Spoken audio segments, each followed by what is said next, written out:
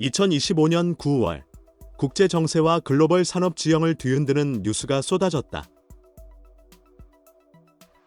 바로 한국과 미국, 그리고 유럽의 주요 반도체 기업들이 참여하는 초대형 반도체 빅딜의 성사 가능성이 구체적으로 드러나면서 외신들이 일제히 한국의 전략적 위상에 주목하고 나선 것이다. 이번 빅딜은 단순한 기업 간 합작이 아니라 이재명 정부가 외교산업 정책 차원에서 밀어붙인 국가적 차원의 협상 결과물이라는 점에서 정치적 의미가 크다. 특히 일본이 그동안 유지해온 소재 장비 중심의 반도체 경쟁력이 흔들리면서 일본 경제 전체가 심각한 타격을 입을 수 있다는 분석까지 나오고 있다. 한국 반도체 산업은 이미 세계 시장에서 독보적인 위치를 차지하고 있다. 삼성전자는 2024년 메모리 반도체 분야에서 점유율 42%를 기록했으며 SK하이닉스도 28%를 차지해 한국 기업들이 메모리 시장의 70%를 장악했다. 시스템 반도체 분야에서는 여전히 미국의 인텔, 대만의 TSMC가 우위를 점하고 있지만 최근 삼성전자의 파운드리 점유율이 16%까지 올라가면서 글로벌 2위 자리를 지켜내고 있다. 이러한 상황에서 미국이 추진하는 반도체 동맹, 치프4 구상 속에서 한국은 선택의 기로에 놓였다. 미국은 자국 내 제조시설 확대를 요구했고 중국은 한국의 최대 수출 시장으로 여전히 매력적인 존재였다.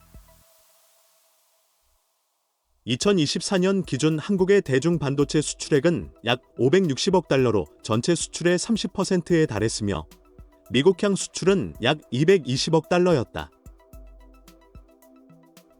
이처럼 양대 시장 사이에서 균형을 유지하는 것이 한국 정부의 최대 과제였다. 이재명 정부는 실용 외교를 내세우며 선택과 집중 전략을 택했다. 바로 미국 및 유럽과의 대규모 공동 투자 협정, 즉 빅딜을 성사시켜 한국 기업들의 글로벌 공급망 핵심 위치를 확고히 하는 동시에 일본의 반도체 소재 장비 의존도를 근본적으로 줄이겠다는 구상이다. 협상안의 골자는 삼성전자와 SK하이닉스가 미국, 유럽에 각각 200억 달러 규모의 신규 투자를 단행하는 대신 미국과 EU가 한국산 반도체 제품에 대해 관세를 면제하고 보조금 및 세제 혜택을 제공한다는 것이다. 또한 일본이 독점하던 포토레지스트, 에칭가스, 불화수소 등 핵심 소재를 한국, 미국, 유럽이 공동 개발 생산하는 체제를 구축하여 사실상 일본을 글로벌 공급망에서 배제하는 구조다. 외신들은 이 소식을 게임 체인저라고 평가했다. 파이낸셜 타임스는 만약 한국이 이번 빅딜을 성사시킨다면 일본의 반도체 소재 산업은 최대 40% 매출 감소를 피하기 어렵다고 분석했다. 일본은 2019년부터 한국에 대한 수출 규제 조치를 취하며 소재 산업을 무기화했지만 아이러니컬하게도 그것이 한국의 국산화 속도를 가속화시켰다. 실제로 한국은 2024년 기준 반도체 소재 자급률을 70%까지 끌어올렸고 2027년까지 90% 달성을 목표로 하고 있다. 일본 경제산업성 자료에 따르면 일본의 반도체 소재 수출액은 2020년 94억 달러에서 2024년 82억 달러로 줄어들었으며 이는 한국과의 거래 축소가 직접적인 원인으로 꼽힌다. 이재명 대통령은 이번 빅딜 추진 배경에 대해 한국의 미래는 반도체에 달려 있으며 우리는 동맹국과 함께 새로운 질서를 만들 것이라고 밝혔다. 이는 단순한 경제적 판단을 넘어 한국이 기술 패권 경쟁 속에서 주도권을 잡겠다는 정치적 선언이었다. 야당과 일부 보수 언론은 중국과의 관계 악화로 인한 수출 타격을 우려했지만 정부는 이미 다변화 전략을 준비하고 있었다. 인도, 베트남, EU로의 수출 확대가 그것이다. 2024년 한국의 대인도 수출은 170억 달러로 전년 대비 22% 증가했고 베트남은 650억 달러로 한국의 3위 교역국으로 자리 잡았다. 이런 흐름은 한국이 중국 의존도를 점진적으로 줄일 수 있는 근거가 되고 있다. 재계의 반응도 주목할 만하다. 대한상공회의소 조사에 따르면 대기업 슈의 72%가 이번 빅딜이 성사되면 한국 기업의 글로벌 경쟁력이 강화될 것이라고 응답했다. 특히 삼성전자는 미국 텍사스주 테일러에 짓고 있는 170억 달러 규모의 반도체 공장을 250억 달러까지 확대하는 방안을 검토 중이며 SK하이닉스는 유럽 내 신규 투자로 50억 달러를 계획하고 있다. 이 모든 투자가 현실화되면 한국 기업들은 단순한 제조업체를 넘어 글로벌 공급망 설계자로서의 입지를 강화하게 된다. 정치적 측면에서도 이재명 정부는 국내 지지율 반등 효과를 기대하고 있다. 최근 한국갤럽 조사에서 대통령 지지율은 44%로 전월 대비 6%포인트 상승했다.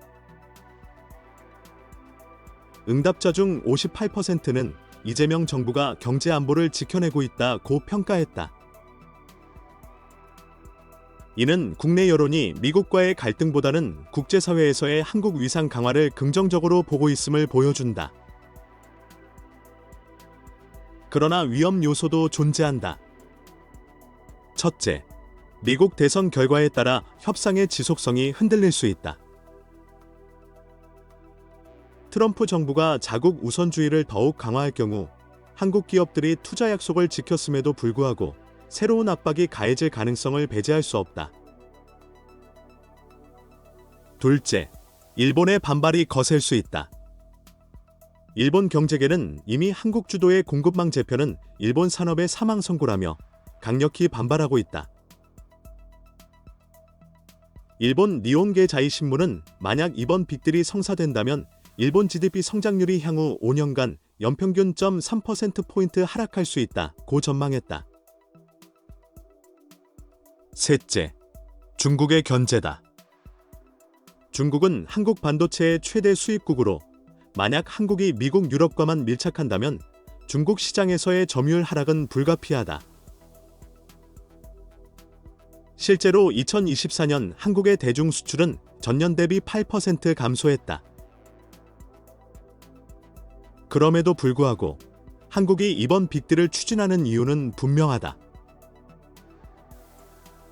그것은 단기적인 시장 손익을 넘어 미래 세대의 산업 패권을 확보하기 위한 전략적 결단이기 때문이다. 4차 산업혁명 시대의 반도체는 산업의 쌀을 넘어 국가안보의 핵심 자산이 되었다. 자율주행차, 인공지능, 양자 컴퓨팅 등 모든 첨단 산업이 반도체를 필요로 한다. 만약 한국이 이번 빅딜을 통해 글로벌 공급망의 중심에 서게 된다면 이는 단순한 경제 성과를 넘어 한국의 국제적 위상을 한 단계 끌어올리는 역사적 성과로 기록될 것이다. 한국의 반도체 빅딜은 경제적, 정치적, 외교적 측면에서 모두 중대한 의미를 갖는다. 이제 우리는 이 결단이 구체적으로 어떤 파급 효과를 가져올지, 그리고 일본 경제에 어떤 충격을 줄지를 더욱 면밀히 분석할 필요가 있다. 첫째, 경제적 효과다. 만약 이번 협상이 최종 타결될 경우 한국 반도체 기업들의 해외 투자 규모는 500억 달러 이상으로 확대된다. 이는 국내 총생산, GDP, 2.5%에 해당하는 막대한 금액으로 한국 경제 전반에 긍정적 파급 효과를 미칠 수 있다. 고용 창출 효과만 해도 미국과 유럽에서 약 8만 명, 한국 내 협력업체에서 4만 명이 발생할 것으로 추산된다. 또한 관세 면제 효과로 인해 한국 반도체 수출액은 연간 최소 70억 달러 이상 늘어날 전망이다. 둘째, 일본 경제의 위기다. 일본은 반도체 소재 장비 시장에서 여전히 50% 이상의 점유율을 차지하고 있지만 한국과 미국, 유럽의 공동 개발이 본격화되면 5년 내 점유율이 30% 이하로 떨어질 수 있다는 전망이 나온다. 이는 일본 GDP에서 약 1%에 해당하는 손실로 잃어버린 30년을 넘어 잃어버린 40년으로 이어질 수 있다는 우려를 낳고 있다. 특히 일본의 대표 기업인 도쿄일렉트론, 제살, 스미토모 케미컬 등의 주가가 최근 한 달간 평균 12% 하락하며 시장 불안을 반영했다. 셋째, 한국의 전략적 위상이다. 외신들은 한국이 기술 동맹의 허브로 부상했다고 평가하고 있다. 블룸버그는 이번 빅딜은 한국을 단순한 제조 기지에서 글로벌 공급망 설계자로 격상시켰다고 분석했고, 독일 슈피겔은 한국이 유럽에 신뢰할 수 있는 파트너로 부상하며 중국 견제를 위한 핵심 동맹국으로 자리 잡았다고 보도했다. 결국 이재명 정부의 초대형 결단은 단순한 산업 정책을 넘어 한국이 글로벌 패권 경쟁 속에서 게임 체인저로 자리매김하는 역사적 계기를 마련했다. 물론 단기적인 불확실성과 외교적 갈등은 불가피하다. 그러나 한국이 선택한 길은 미래를 향한 투자이며 국민과 기업 모두가 이 전략적 전환의 성과를 공유할 수 있을 것이다.